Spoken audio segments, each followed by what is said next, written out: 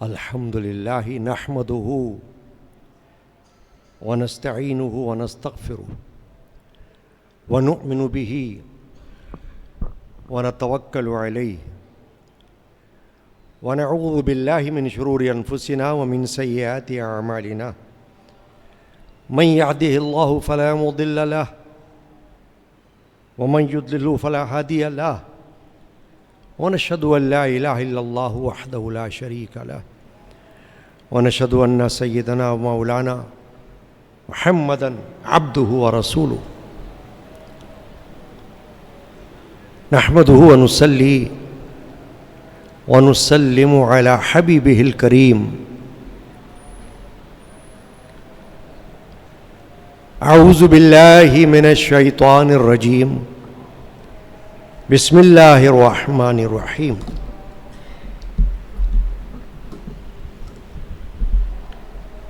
التائبون العابدون الحامدون السائحون الراكعون الساجدون الآمرون بالمعروف والناهون عن المنكر والحافظون لحدود الله وبشر المؤمنين صدق الله مولانا العظيم الحمد لرب هو شاف للسقيم والشكر لمن ارحم من كل رحیم. سب تعریف اللہ پاک کے لیے ہے. وہ کریم ہے، وہ رحیم ہے، اور اسی کا فضل عظیم ہے. جل وعلا شانہ وعم نوالہ. حاضرین کرام،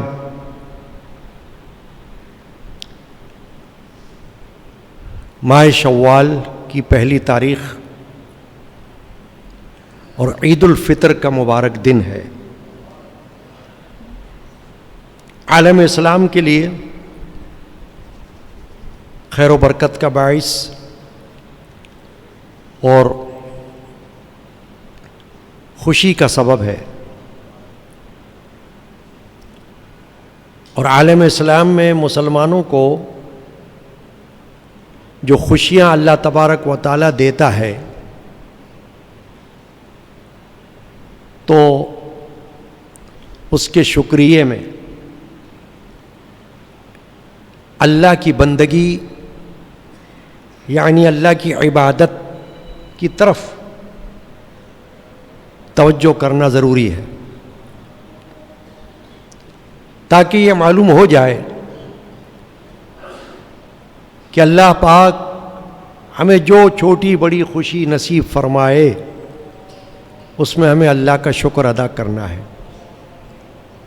عید الفطر بھی شکرانہ ہے. ماہ رمضان المبارک برکتوں والا مہینہ اللہ نے دیا، ہم نے پایا، ہمیں نصیب ہوا، اس کا شکرانہ آج کے دن. روزے اللہ تبارک و تعالی نے ہمیں عطا فرمائے، روزوں کی توفیق ہمیں عطا فرمائی، اس کا شکرانہ آج کے دن. تلاوت قرآن کی توفیق اللہ نے ہمیں ماہ رمضان میں دی، اس کا شکرانہ آج کے دن. تراویح اضافی نماز ہے ماہ رمضان المبارک کی، اللہ نے ہمیں بخشی، اس کا شکرانہ آج کے دن ہے. اعتکاف، مسنون اعتکاف جن کو اللہ نے نصیب کیا، اس کا شکرانہ آج کے دن ہے. خیرات و زکوٰۃ و صدقات جن کی توفیق اللہ کی طرف سے ملی، اس کا شکرانہ آج کے دن ہے. الغرض کے متعدد نیکیاں، متعدد عبادات جو بارگاہ الہیہ سے ہم مسلمانوں کو نصیب ہوئیں اس کا شکر بارگاہ الہی میں ادا کرنا یہ ہم پر فرض ہے، اور یہ اس کی علامت ہے۔ ہم جو آج کے دن اپنی صبح کا آغاز اللہ کی عبادت سے کرتے ہیں، فجر کی نماز ادا کرتے ہیں، پھر عید الفطر کے لیے دوبارہ مسجد میں جاتے ہیں اور عید کی نماز ادا کرتے ہیں، نماز کے بعد خطبہ بھی سنتے ہیں، کیونکہ عید کی نماز ہم پر واجب ہے اور خطبہ سنت ہے، اس کو ہم ادا کرتے ہیں، اس کا بھی شکرانہ ہے۔ تو یہ اس کی ایک نشانی ہے، نماز عید الفطر شکرانے کی علامت ہے۔ ہم اپنے جسمانی اعضاء سے شکرانہ ادا کرتے ہیں، زبان سے بھی کرتے ہیں، تسبیح پڑھتے ہیں، تکبیر پڑھتے ہیں، تحمید حمد کرتے ہیں، تحلیل کلمہ طیبہ پڑھتے ہیں، یہ شکرانہ ہے۔ اور ہم نماز کے اندر اپنے اعضاء کو استعمال کرتے ہیں، قیام میں، رکوع میں، سجود میں، یہ شکرانہ ہے۔ غرض کہ ہمارا عمل عید الفطر کے دن ایک مثال ہے سب کے لیے، جو بھی روئے زمین پر ہمیں عبادت کرتا ہوا پاتا ہے یا ہمیں عبادت کرتا ہوا دیکھتا ہے، یا جسے علم ہے کہ مسلمان ماہ رمضان کے اختتام پر شوال کے پہلے دن عید الفطر کی نماز ادا کرنے کے لیے مساجد میں جاتے ہیں، کیونکہ گھر میں نماز عید نہیں ہو سکتی، اکیلا بندہ عید کی نماز نہیں پڑھ سکتا، محروم ہو جائے گا۔ اگر اس نے توجہ نہ کی، جلدی نہ کی، گھر سے غسل و وضو کر کے صاف ستھرا لباس پہن کر خوشبو کا استعمال کر کے مسجد میں نہ پہنچا اور عید کی نماز اسے نہ ملی تو محروم، اکیلا نہیں پڑھ سکتا۔ عام نمازیں تو اکیلا بھی گھر میں پڑھ لے گا، جماعت نکل گئی نماز پڑھ لو گھر میں، ہے نا، لیکن عید کی نماز اگر نکل گئی تو نکل گئی، پھر افسوس کرو کہ اتنا بڑا دن، اتنا مبارک دن ہم سوتے رہے، ہم غافل رہے، ہم نے جلدی نہیں کی، لاپرواہی کی، نماز نکل گئی۔ اب دیکھیں کہ نمازیں مختلف اوقات میں ہوتی ہیں مساجد میں، ہر مسجد میں ایک الگ الگ وقت ہوتا ہے۔ ہماری اس مسجد میں، قادری مسجد جس میں آپ بیٹھے ہو، 100 سال سے یہی وقت چل رہا ہے، نئی بات نہیں ہے، 100 سال ہو گئے اس مسجد کو۔ اللہ یا رسول اللہ، یعنی مجھ فقیر کے باپ دادا کے زمانے سے یہ وقت چل رہا ہے۔ جمعہ کا وقت 3:30 بجے 100 سال سے چل رہا ہے۔ کیوں؟ کہ جس وقت مسجد بنی، مساجد بالکل گنتی کی تھی، اب تو جگہ جگہ ہیں، لیکن اس وقت 100 سال پہلے کا تصور کرو نا آپ، جو 100 سال پہلے یہاں کیا حالت ہوگی۔ پاکستان تو تھا ہی نہیں، سب ہندوستان تھا۔ اس فقیر کا خاندان اور خاندان کے اکابر مشائخ علماء، وہ تو پاکستان بننے سے کئی سال پہلے سے یہاں موجود ہیں، مقامی ہیں۔ تو اس وقت مساجد انگلیوں پر گنی جا سکتی تھی، علماء بھی گنتی کے تھے۔ تو جمعہ کا وقت اور عید کا وقت اس لیے دیر سے رکھا گیا کہ وہ نماز کہ جو اگر نکل جائے تو بندہ اکیلا نہیں پڑھ سکتا، نہ جمعہ اکیلا پڑھ سکتا ہے. محروم ہو گیا, اب افسوس کرو. آپ اکیلے جمعہ نہیں پڑھ سکتے گھر میں. عید کی نماز نکل گئی سو نکل گئی, اب آپ اکیلے نہیں پڑھ سکتے. تو اس لیے یہ وقت رکھا گیا کہ جس کو کسی وجہ سے دیر ہو رہی ہو لیکن اسے پتہ ہو کہ یہاں نماز مل جائے گی, وہ جلدی کرے, بھاگے. قرآن مجید میں اللہ نے فرمایا فَفِرُّوا إِلَى اللَّهِ, دوڑو اللہ کی طرف. قرآن کے الفاظ ہیں فَفِرُّوا إِلَى اللَّهِ, دوڑو اللہ کی طرف. تو اللہ کی طرف دوڑنے کا مطلب کیا ہے؟ یہ تھوڑی کہ ریس کرو جیسے کہ آپس میں کوئی ریسنگ کرتا ہے, دوڑ کا مقابلہ ہوتا ہے, یہ تو نہیں ہے. مطلب یہ ہے کہ جلدی کرو, اللہ کی طرف چلو. فَاسْعَوْا إِلَىٰ ذِكْرِ اللَّهِ, قرآن مجید میں اللہ نے فرمایا اللہ کی یاد کی طرف کوشش کرو. نکلو اپنے گھروں سے. جو عبادت گھر میں نہیں ہو سکتی اس کے لیے جماعت شرط ہے, مسجد شرط ہے, تو چلو اس طرف. اللہ کے گھر کا حق بھی ادا ہوگا, اللہ کے گھر کی آبادی بھی ہوگی, اور مسلمانوں کی شان و شوکت کا اظہار ہوگا جیسے حج کے موقع پر ہوتا ہے.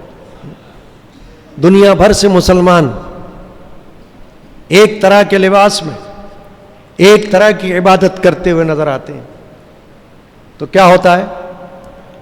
اجتماع میں یکجہتی کا اظہار ہوتا ہے, شان و شوکت بلند ہوتی ہے, اسلام کی بھی اور مسلمان کی بھی, اہل ایمان کی. یہ علامت ہے سربلندی کی. اسلام کی شان کا اظہار اس قسم کے اجتماعات سے ہوتا ہے کہ سب اللہ کی بارگاہ میں سر بسجود ہونے کے لیے مسجد میں جمع ہوتے ہیں. ایک ہی صف میں کھڑے ہو گئے, محمود و ایاز, نہ کوئی بندہ رہا اور نہ کوئی بندہ نواز. جس کو جہاں جگہ ملتی ہے بیٹھ جاتا ہے, اللہ کی یاد کرتا ہے. اور ویسے تو اللہ کے رسول نے صلی اللہ علیہ وسلم نے ارشاد فرمایا کہ میں وہ نبی ہوں, میں وہ رسول بنا کر بھیجا گیا ہوں کہ جس کے لیے باری تعالیٰ نے ساری زمین کو مسجد بنا دیا ہے. جہاں جگہ ملے, جہاں وقت ملے, نماز کا ادا کرنا. اور زمین کو اللہ نے مسجد کا درجہ دے دیا. کتنی بڑی فضیلت ہے. کیوں دیا درجہ؟ کہ بندے کو احساس رہے کہ اس کی زندگی بندگی کے بغیر بیکار ہے. بہت بڑے عالم, فاضل, صوفی, شیخ, کامل, ولی حضرت مولانا محمد جلال الدین رومی رحمۃ اللہ تعالی علیہ, مثنوی معنوی کتاب جن کی بڑی مشہور ہے, اس میں ان کا شعر ہے زندگی آمد برائے بندگی, زندگی بے بندگی شرمندگی.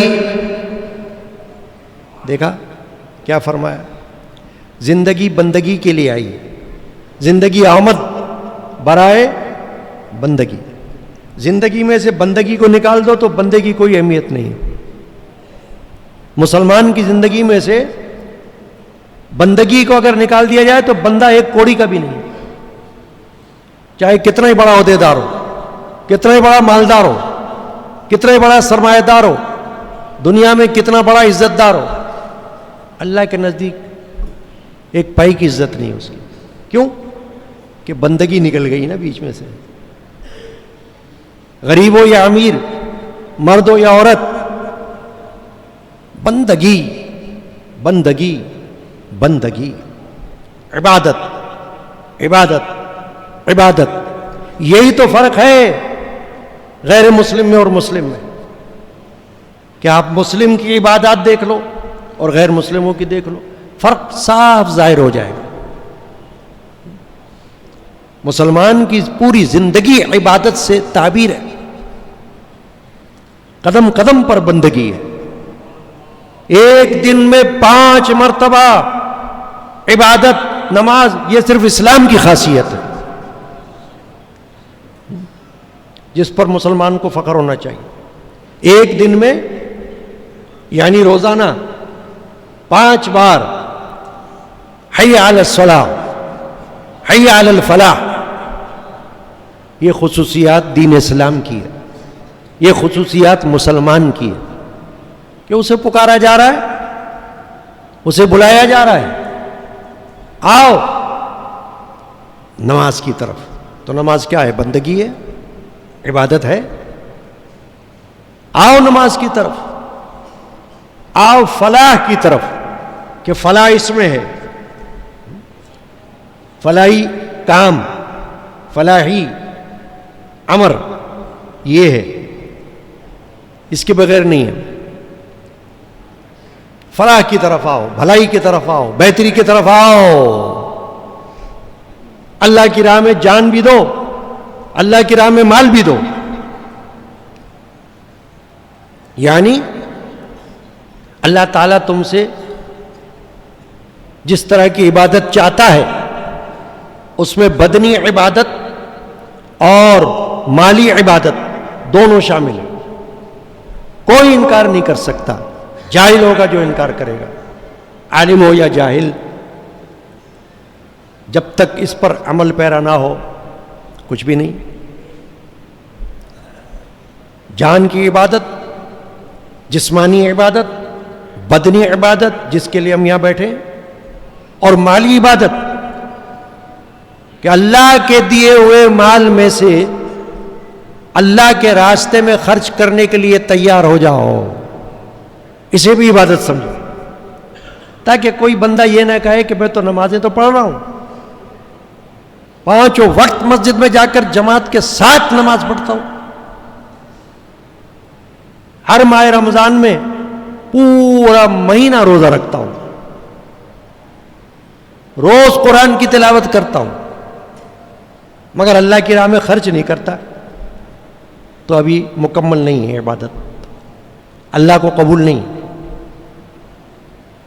اللہ نے تو قرآن میں فرمایا والذین ينفقون فی السراء والضراء، فرمایا وہ لوگ ایمان والے جو خرچ کرتے ہیں اللہ کی راہ میں تنگ دستی میں بھی اور خوشحالی میں بھی۔ اگر تنگی ہو تب بھی تیار رہتے ہیں کہ جو اللہ نے دیا اس میں سے کریں گے اللہ کی راہ میں، اور اگر اللہ نے بہت دے دیا تو پھر تو شکر کرتے ہوئے اللہ کا بار بار خرچ کرتے ہیں، بار بار اللہ کی راہ میں دیتے ہیں۔ کیوں؟ کہ ان کا مطمع نظر یہ ہے کہ یہ مال میرا نہیں ہے، میرے رب کا دیا ہوا ہے، اللہ تبارک و تعالی نے عطا فرمایا ہوا ہے۔ تو جس نے عطا کیا ہے اسی نے ہمیں حکم بھی دے دیا ہے کہ ہماری راہ میں خرچ کرو اس مال کو جو ہم نے تمہیں دیا۔ تو آج کا دن عید الفطر، اس میں یہ جو میرے شعر پڑھا مولانا روم کا، کیا فرمایا؟ زندگی آمد برائے بندگی، زندگی اللہ نے دی ہے بندگی کے لیے، اس کے بغیر زندگی پر تف ہے۔ زندگی آمد برائے بندگی، زندگی بے بندگی شرمندگی، اللہ کی بارگاہ میں شرمندگی ہے بغیر بندگی کے کہ یا اللہ تو نے مجھے پیدا کیا تھا کیا صرف کھانے پینے کے لیے، عیش و عشرت کے لیے، ادم بازی کے لیے، دما چوکڑی کے لیے، رنگ ریلیاں منانے کے لیے، یا تو نے ہمیں پیدا کیا تھا اپنی بندگی کے لیے؟ تو اگر بندگی نہیں تو پھر کیا زندگی؟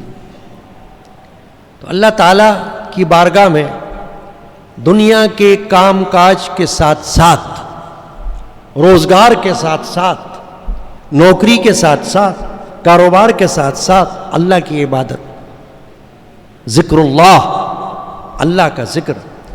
جو بندہ اس کو سمجھ لے وہ عقل مند ہے،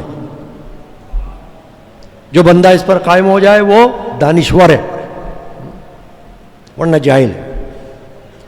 اب آئیے، جب تک کہ نماز کا وقت نہ ہو جائے، ابھی آدھا گھنٹہ باقی ہے. قرآن مجید فرقان حمید کے 11ویں پارے سورۃ التوبہ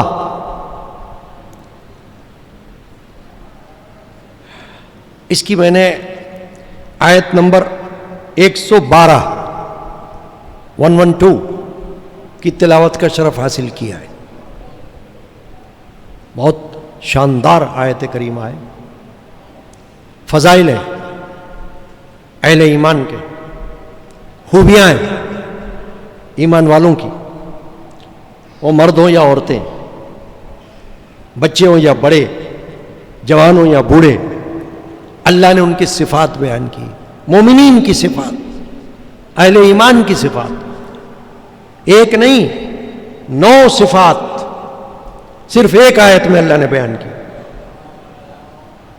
قابل غور بات یہ ہے، 9 خوبیاں ایک ہی آیت کے اندر. یہ بات اہم بات ہے. کیا فرمایا؟ التائبون، پہلی خوبی بیان فرمائی، توبہ کرنے والے. اللہ کی راہ میں ہر وقت توبہ کرنے والے. اگر یہ خیال بھی آ جائے کہ ہم تو بڑی عبادت کرتے ہیں، گناہ تو نہیں کر رہے، پھر بھی توبہ. رسول اکرم صلی اللہ علیہ وسلم معصوم ہیں، معصوم، ہر نبی معصوم ہوتا ہے. اہل سنت و جماعت کا عقیدہ کیا ہے؟ انبیاء کرام سب کے سب معصوم ہیں، بس، اور کوئی معصوم نہیں ہے سوائے فرشتوں کے. نہ ولی معصوم، نہ صحابی معصوم، نہ اہل بیت معصوم، کوئی بھی معصوم نہیں ہے، صرف نبی معصوم ہے. یہ سنیوں کا عقیدہ ہے. جس کا یہ عقیدہ نہ ہو وہ جعلی سنی ہے. اہل سنت و جماعت کا، اکابر کا عقیدہ کہ اللہ نے معصومیت صرف انبیاء میں رکھی ہے، انسانوں میں سے، باقیوں کو اللہ تعالیٰ نے محفوظ کیا ہوا ہے، یعنی بچایا ہوا ہے. یہ نہیں کہ وہ گناہ کر ہی نہیں سکتے، مگر اللہ نے ان کو بچایا ہوا ہے. مگر نبیوں کی صفت یہ ہے کہ وہ گناہ کر ہی نہیں سکتے. ان میں اللہ نے ایسی کوئی رکھی ہی نہیں بات کہ جس سے گناہ صادر ہو جائے. ان کے بارے میں ایسا سوچنا کفر ہے.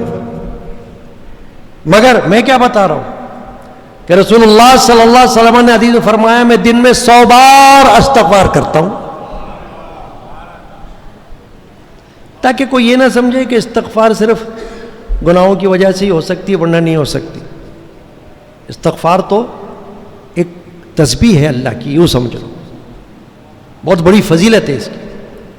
اور تائبون سے مراد ہے توبہ کرنے والے، کہ اللہ تعالیٰ کی بارگاہ میں ان گناہوں سے جو دانستہ ہوئے ہوں، ان گناہوں سے جو نادانستہ ہو چکے ہوں، توبہ کر لیں.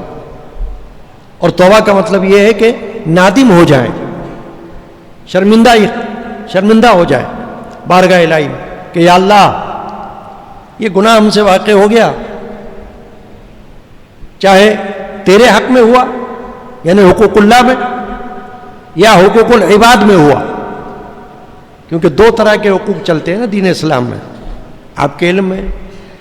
ایک حقوق اللہ والے، نمازیں پڑھنا، جیسے آپ آ کر بیٹھے نماز پڑھنے کے لیے، فرض عین ہے، ہر ایک پر اپنی جگہ فرض ہے نماز، کوئی کسی کے بدلے میں نہیں پڑھ سکتا.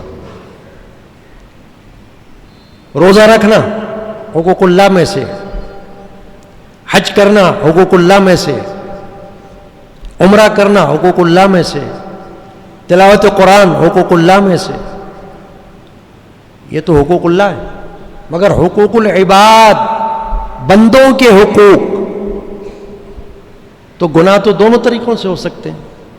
کبھی اللہ کے حقوق میں کوئی گناہ ہو گیا، نماز نہیں پڑھی، لاپرواہی اختیار کی، نمازیں قضا کرتے رہے، جان بوجھ کر نماز نہیں پڑھتے رہے، اگرچہ انکار نہیں ہے، وہ کافر تو نہیں ہو رہا کیونکہ نماز کا انکار نہیں کر رہا، یہ نہیں کہہ رہا میں نہیں مانتا نماز کو، خدا نہ خواستہ یہ بول دے تو کافر ہو جائے فوراً، یہ تو نہیں کر رہا، مگر نماز پڑھ نہیں رہا، تارک صلاۃ ہے، تارک نماز ہے، اذان سنتا ہے، مسجد میں نہیں جاتا، نماز کے وقت پر چل جاتا ہے، نماز نہیں پڑھتا، یہ گناہ گار ہے، گناہ کبیرہ کا مرتکب، بڑا گناہ جس نے کیا کہ نماز چھوڑ دی، تو یہ اللہ کے حق کا گناہ ہو گیا۔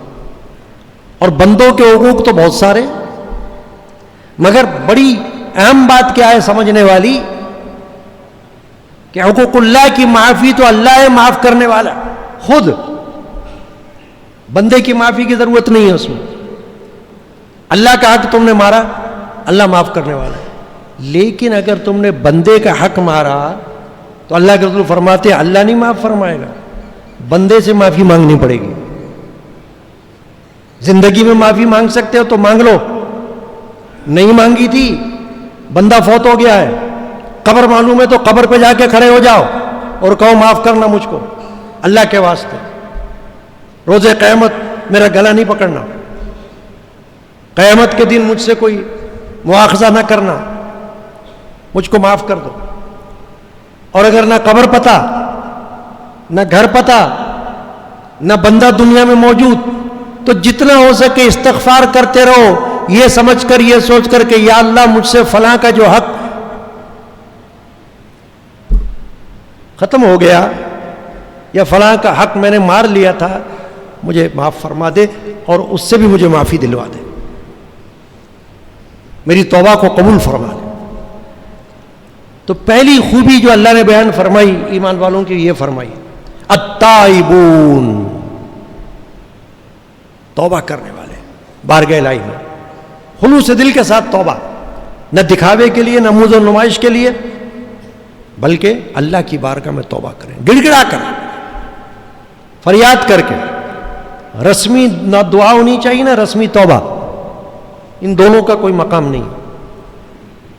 رسمی دعا تو یہ ہے کہ ہاتھ اٹھے ہوئے ہیں، دماغ دکان پہ لگا ہوا ہے، اللہ کی بارگاہ میں ہاتھ اٹھایا ہوا ہے، دماغ کہیں اور پہنچا ہوا ہے، بس رسم ہے، نہیں، خلوص کے ساتھ دعا، فریاد کے ساتھ، گریہ وزاری کے ساتھ،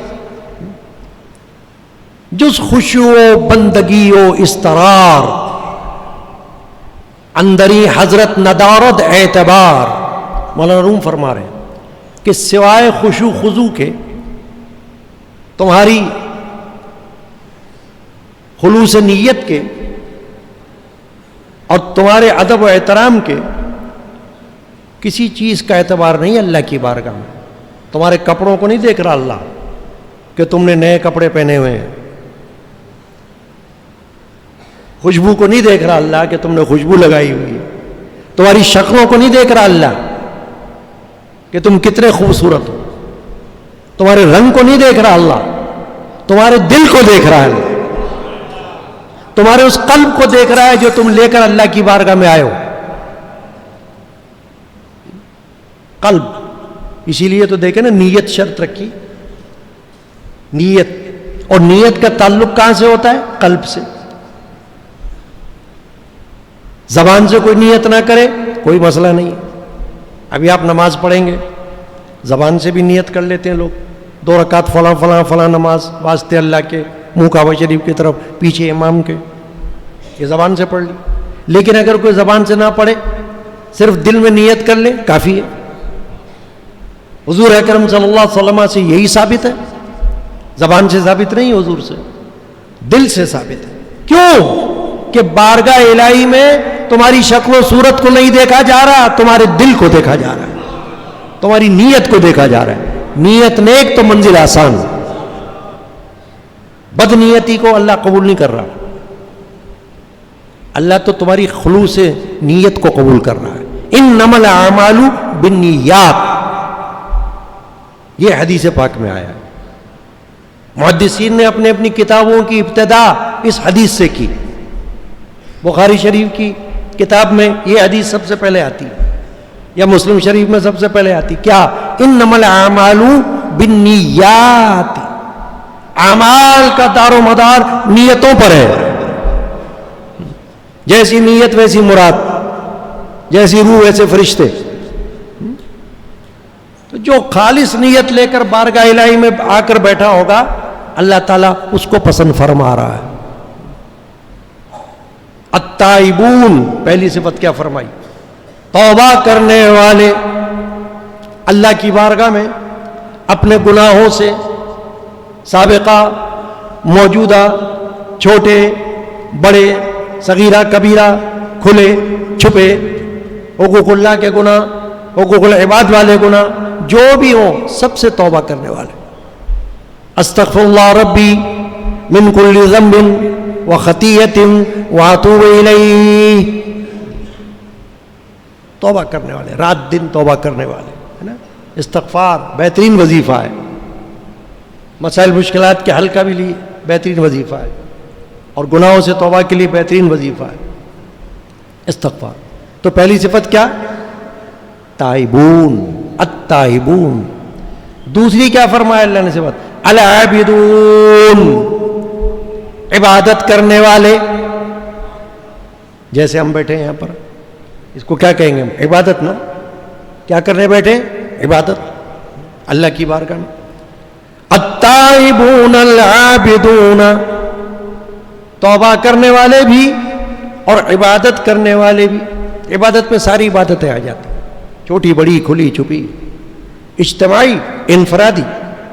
اکیلے کی عبادت اور یہ اجتماع میں ہم بیٹھے ہیں، یہ عبادت سب داخل ہو گئے. فرض عبادت، واجب عبادت، سنت عبادت، نفل عبادت، ساری عبادت آ گئی. نماز، روزہ، عمرہ، حج، تلاوت قرآن، سب آ گئے. روزوں میں پھر نفلی روزے بھی آ گئے، نمازوں میں نفلی نمازیں بھی آ گئیں، عمروں میں نفلی عمرے بھی آ گئے. یہ ہے عبادت. قرآن مجید میں اللہ نے کیا فرمایا؟ وَاعْبُدْ رَبَّكَ، بڑی اہم آیت ہے. وَاعْبُدْ رَبَّكَ حَتَّى يَأْتِيَكَ الْيَقِينُ، اپنے رب کی عبادت کرتا رہے یہاں تک کہ تجھے موت آ جائے.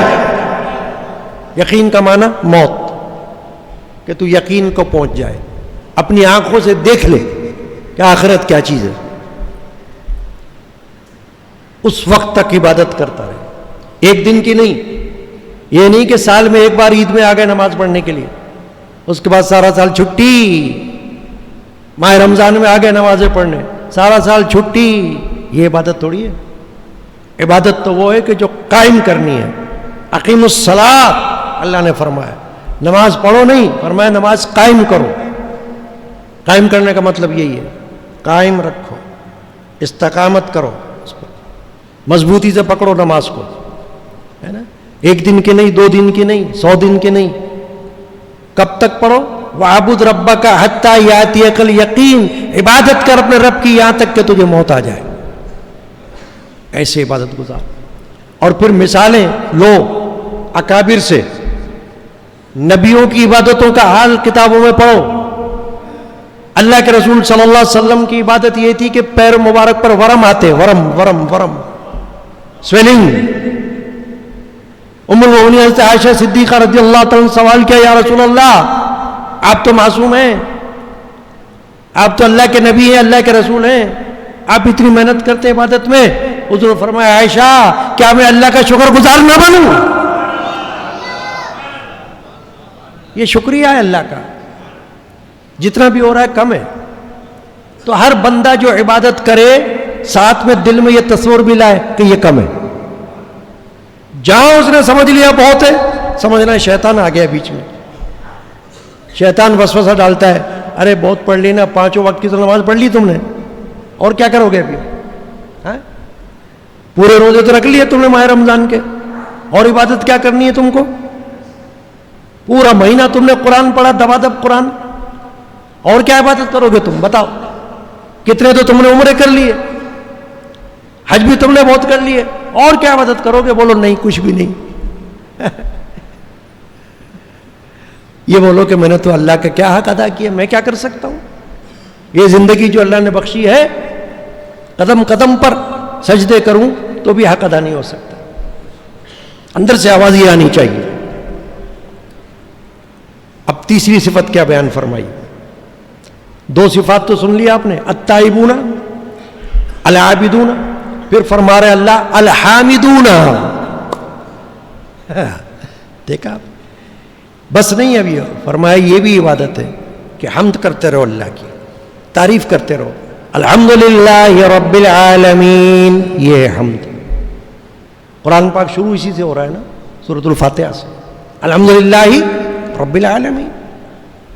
اور الحمدللہ کا وظیفہ پڑھتے رہو, چلتے پھرتے اٹھتے بیٹھتے, وضو بے وضو پڑھو, اس میں کوئی قید نہیں ہے, کوئی منع نہیں ہے.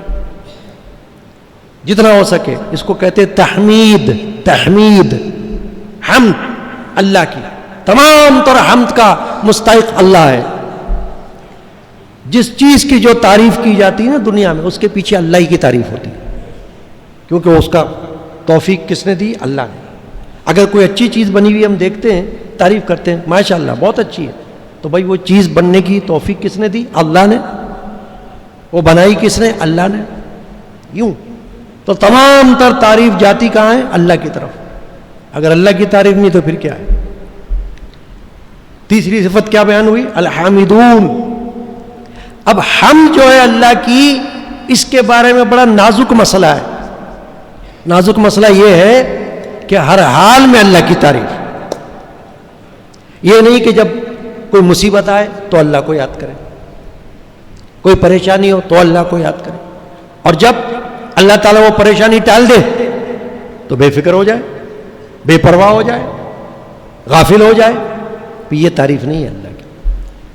اللہ کا شکر, حمد کا معنی ہے شکر, اور اللہ کی تعریف. تو اللہ کا شکر تو ہر حال میں ہونا چاہیے. دم آئے تو شکرانہ, دم جائے تو شکرانہ. یا رب تیری احسان کی یاد آئے تو شکرانہ.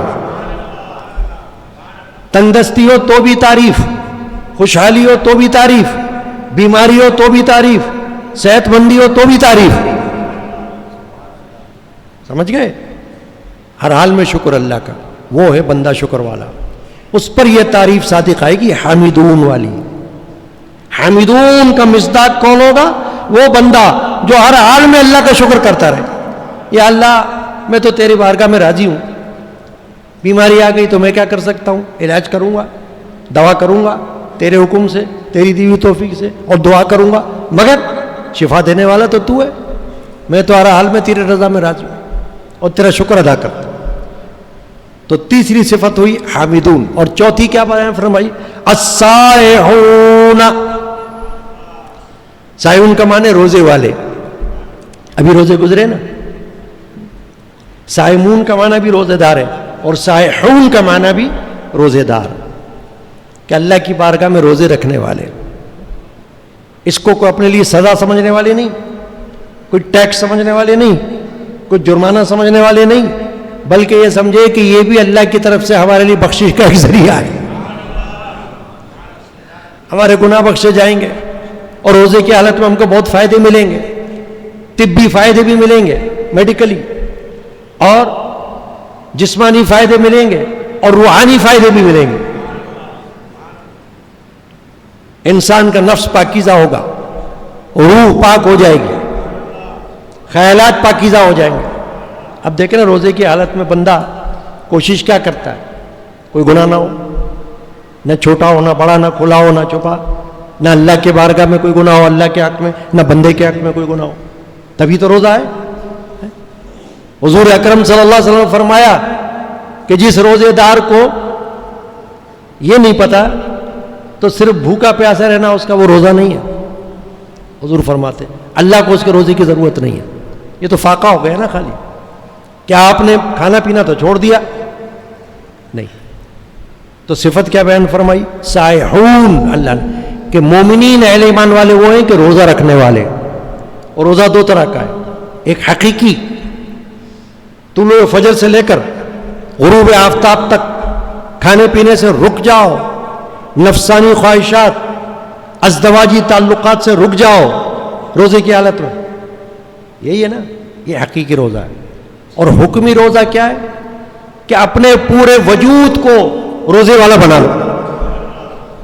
آنکھوں کا بھی روزہ کر لو، کانوں کا بھی روزہ کر لو، زبان کا بھی روزہ کر لو، ہاتھوں کا بھی روزہ کر لو، پاؤں کا بھی روزہ کر لو. یعنی سمجھو کہ میں تو پورا کے پورا روزے والا ہوں، پورا کے پورا روزے دار ہوں. خالی پیٹ کو نہیں روکا کھانے پینے سے اور نفسانی خواہشات سے، بلکہ میں تو جسم کے پورے اعضاء کے ساتھ روزہ رکھ رہا ہوں. اب پانچویں صفت کیا بیان فرمائی؟ الراکعون الساجدون. دو صفات، الراکعون الساجدون. رکوع کرنے والے اور سجدہ کرنے والے. بڑے غور سے سنیں دوستوں، بزرگوں، محبوں، بھائیوں، کیونکہ اللہ بیان فرما رہا ہے، ایمان والوں کی خوبیاں بیان فرما رہا ہے اللہ. الراکعون الساجدون فرما رہا ہے وہ ایمان والے کہ جو رکوع کے وقت رکوع کرتے ہیں، سجدے کے وقت سجدے کے لیے تیار رہتے ہیں. کوئی کہے کہ جی اس میں تو قیام کی بات نہیں کی گئی، کھڑے ہونا نماز میں قیام وہ بھی تو ہوتا ہے. تو علماء فرماتے ہیں کہ یہ کھڑا ہونا اور بیٹھنا جو ہے نا، یہ تو ویسے بھی لوگ کرتے رہتے ہیں، وہ نماز کی حالت کے بغیر بھی ہوتا ہے. آپ کھڑے رہتے ہو، لائن میں لگے ہوئے ہوتے ہو آٹا لینے کے لیے، راشن لینے کے لیے، سنیما کا ٹکٹ لینے کے لیے، ہے نا.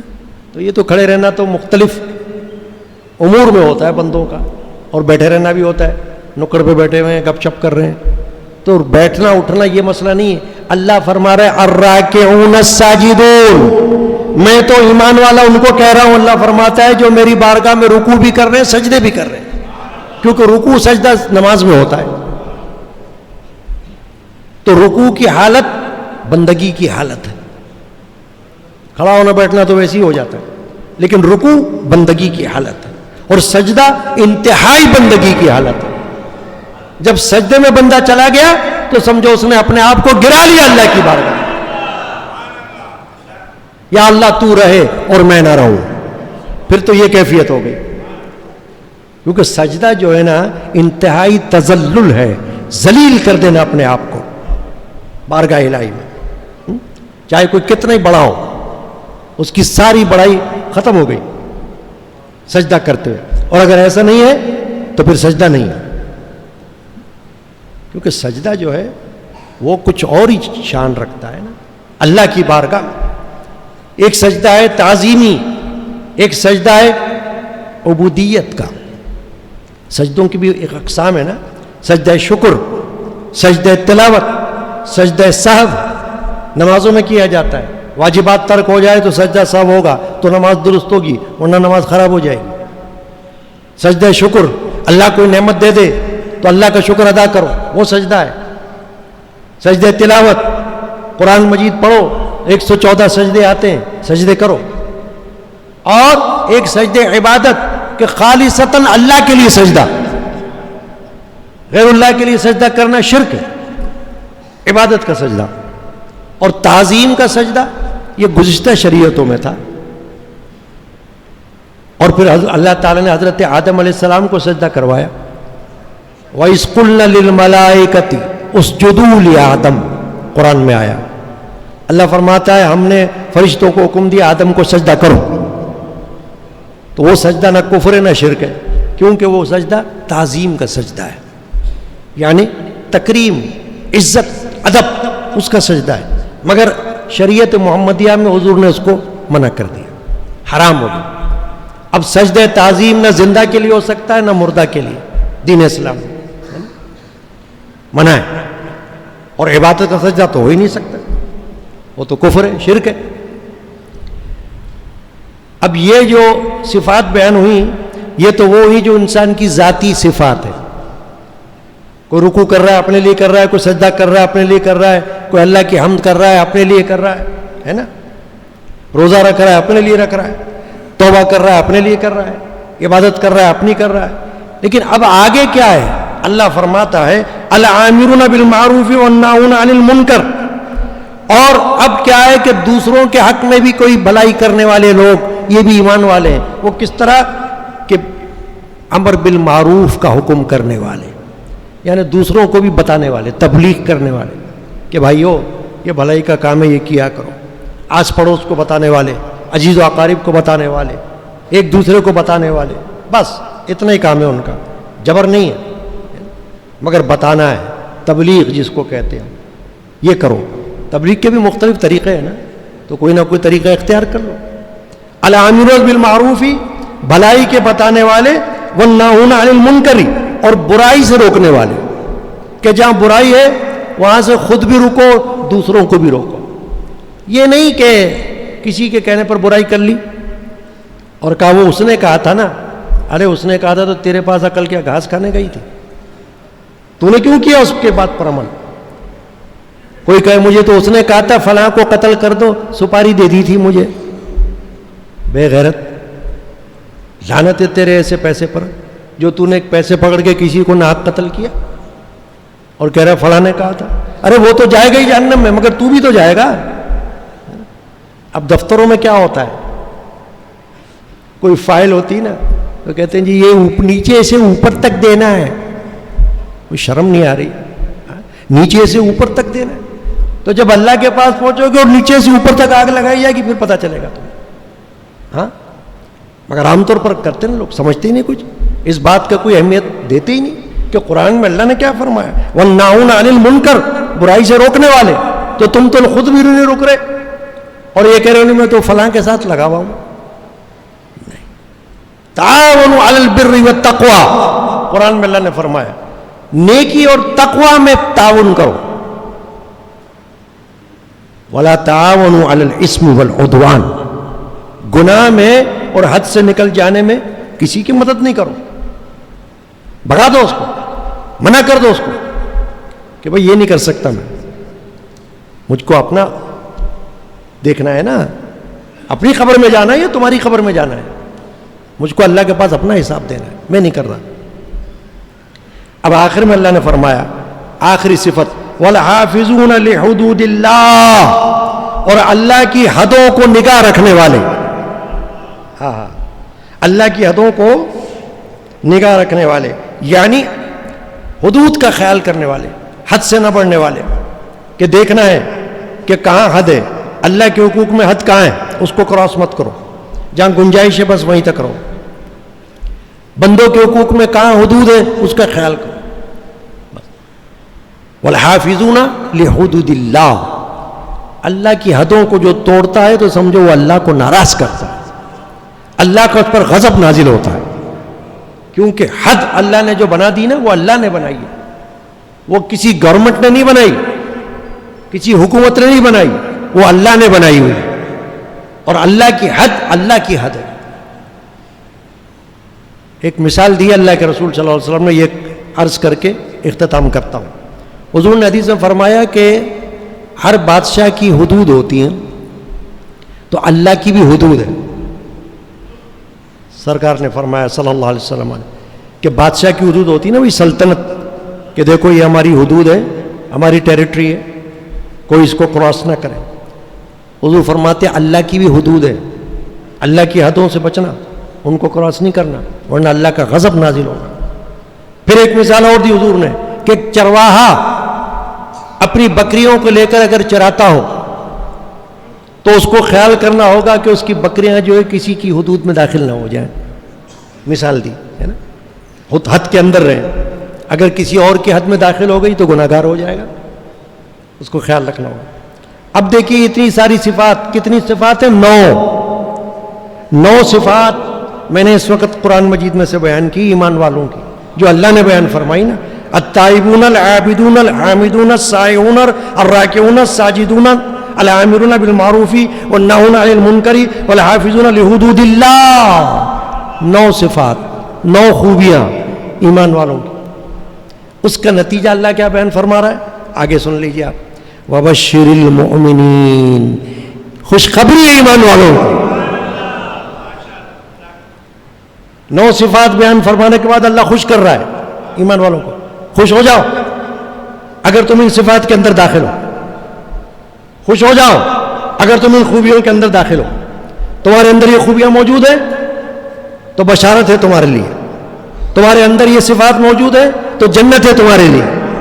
وبشر المؤمنین، فرمایا ایمان والوں کے لیے بشارت ہے، بشارت بشارت. یہ بشارت خود اللہ دے رہا ہے. تو اللہ تبارک و تعالی آج کے عید الفطر کی حاضری کو ہم سب کے حق میں قبول فرمائے. 2 رکعت نماز عید الفطر واجب ہوگی، دوگانہ جس کو ہم کہتے ہیں. اور جب آپ صفیں بنائیں گے، کیونکہ اس نماز کے اندر نہ تکبیر ہوگی، نہ اقامت کہی جائے گی، نہ اذان ہوتی ہے، ٹھیک ہے نا، صرف نماز ہوتی ہے. پھر اس کے بعد خطبہ ہوتا ہے، خطبہ سن کر جانا ہوتا ہے. سنت ہے، مسنون ہے، نبی پاک کی سنت ہے. تو طریقہ کیا ہوگا؟